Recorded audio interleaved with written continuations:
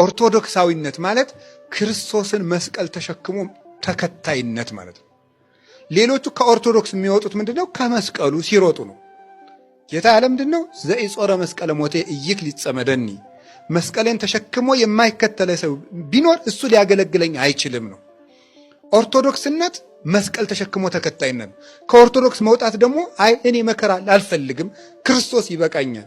ግን ጌታ መስቀል እኔ ተሸክሜ እቀራለሁ አላለም። አንተም ተሸክመ ተከተለኝ ነው ያለው። እኔ ተሸክሜ የለሃለሁ በቃ አይደለም ያለ። አንተም ተሸከምና ና። የማቴዎስ ወንጌል ምዕራፍ 16:24 አንተም ተሸክመህ ተከተለኝ ነው ያለ። መስቀል የሚሸከመው ክርስቶስ ብቻ ሳይሆን እኛም ነን። እንዲህ ግርም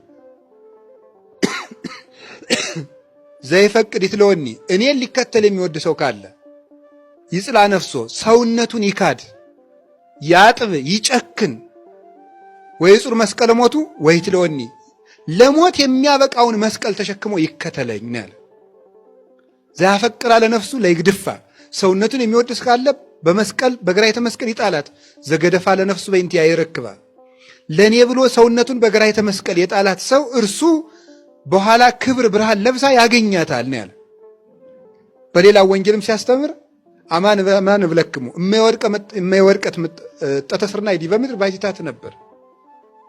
የስንዴ ቅንጣት ከጭቃ ላይ ካልወደቀች ብቻዋን ትኖራለች። መሰ ወድቀት ወሞተት ብዙ ፍሬ ትፈሪ፣ ወድቃ ከፈረሰች ከበሰበሰች ግን ብዙ ፍሬ ታፈራለች ብሎ ነግሮን።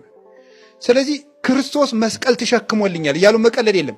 አንተም ተሸከምና ተከተለኝ። ክርስትና ክርስቶስን መከተል ነው። ባለፈው እንዳልኳችሁ ደቀ መዛሙርቱን ለሐዋርያነት ሲጠራቸው ምን በላይ ነበር የሚላቸው? እየሄደ አቤት ተከተለኝ። ምን ይዘህ አለ? በኋላ ደግሞ መስቀል ይዘህ ተከተለኝ። ስለዚህ ቅዱስ ጳውሎስ ደግሞ ምን አለ ወስዶ ይሄንን በተአምኖ ልሂቆ ሙሴ በእምነት ካደገ በኋላ ክህደ ከመ ይበልዎ ወልደ ወለተ ፈርዖን፣ የፈርዖን የልጅ ልጅ መባልን ሁሉ ምን አላለ? ጠላ አለ። ወአብደረ ይህም ምስለ ሕዝበ እግዚአብሔር፣ ከእግዚአብሔር ሕዝብ ጋር መከራ ይቀበል ዘንድ ወደደ። ምን? በፈርዖን ቤት ተመችቶት ከሚኖር። ስለዚህ እኛም መስቀሉን ተሸክመን ከክርስቶስ ጋር ከዚህ እንውጣ፣ በዚህ ዓለም ከተማ የለንምና ብሎ ይናገራል። ገላትያ ምዕራፍ 6 ቁጥር 13 ላይ ደግሞ ሲናገር ብሎ ይናገራል። ዋልቦ ዘያነጤኒ እስመ ማኅተመ ሥጋሁ ለክርስቶስ እጸውር በሥጋዬ። ማንም ሰው እንግዲህ እኔ አያድክመኝ፣ የክርስቶስን የመስቀሉን ማኅተም በሥጋዬ ተሸክሜያለሁና። አንሰ ኢይዝያር ሐሰ፣ እኔ በራሴ የምመካው ትምክህት ፈጽሞ የለኝም። ዘእንበለ በመስቀሉ ለእግዚእ ኢየሱስ ክርስቶስ፣ በጌታ በኢየሱስ ክርስቶስ መስቀል ካልሆነ በቀር ይላል። የክርስቶስን መስቀል ምን አለው? በሥጋ ይሸከማለሁ። ምን ማለቱ ነው? የመስቀል ምልክት ሥጋው ትከሻው ላይ እየተቀረጸ ነው እንዴ? አይደለም። ታዲያ የክርስቶስን የመስቀሉን ማኅተም በሥጋ ተሸክሜያለሁ ማለት ነው የክርስቶስን መከራ እየተቀበልኩ ነው። ቢቻለኝ በሞቱ ራሱ በመስለው ደስ ይለኛል ይላል ፊልጵስዩስ ምዕራፍ 3 ከቁጥር 11 ላይ ሲናገር፣ ቢቻለኝ በሞቱ እንኳን በመስለው እወዳለሁ አለ ጌታዬ። ለክርስትና ይሄ ነው ወደ ኢየሩሳሌም መውጣት ማለት፣ ከክርስቶስ ጋር መከራ መቀበል። አሁን የእግዚአብሔር ቤተሰቦች ስንጾም አሁን ከክርስቶስ ጋር መስቀል እየተሸከምን ነው። ደስ አይላችሁም?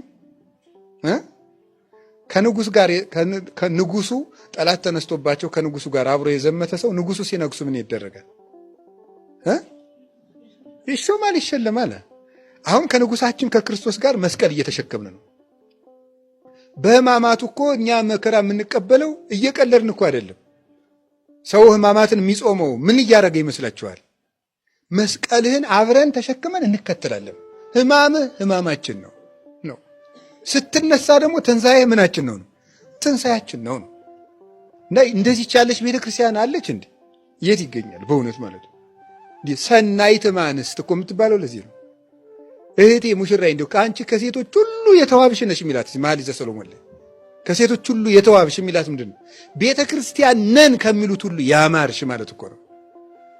ምክንያቱም ጥምቀቷ፣ በደብረ ታቦር ብርሃነ መለኮት ሲገድ ብርሃኗ፣ ስደቷ፣ በዘመነ ጽጌ ጌታ የተሰደደ የምትል ጾሙ ጾሟ፣ ሕማሙ ሕማሟ፣ ትንሣኤው ትንሣኤዋ፣ እርገቱ እርገቷ፣ ምጽአቱ ልዕልናዋ ነው። አብራው ነው የምትኖረው ከክርስቶስ ጋር። እንዲህ ይገርማል። ሲወርድ አብራው የምትወርድ ሲወጣ አብራው፣ ልደቱ ልደቷ ነው። ቤዛ ኩሉ ዓለም ዮም ተወልደ እያለች አብራ ሲወለድ እረኛም መልአክም ሆና አብራ ታመሰግነዋለች። ሲሰደድ አብራው ትሄዳለች። ሲመለስ አብራው ትመለሳለች። ሲገዘር ግዝረቱን ታከብራለች። እንዲህ ያለች ቤተክርስቲያን ነው የምንኖረው እና ወደ ኢየሩሳሌም መውጣት ማለት ከክርስቶስ ጋር መከራ መቀበል ማለት። ሰው ከክርስቶስ ጋር መከራ መቀበልን በብዙ መንገድ ሊቀበለው ይችላል። ወደ ኢየሩሳሌም መጓዝ ማለት እሱ ነው።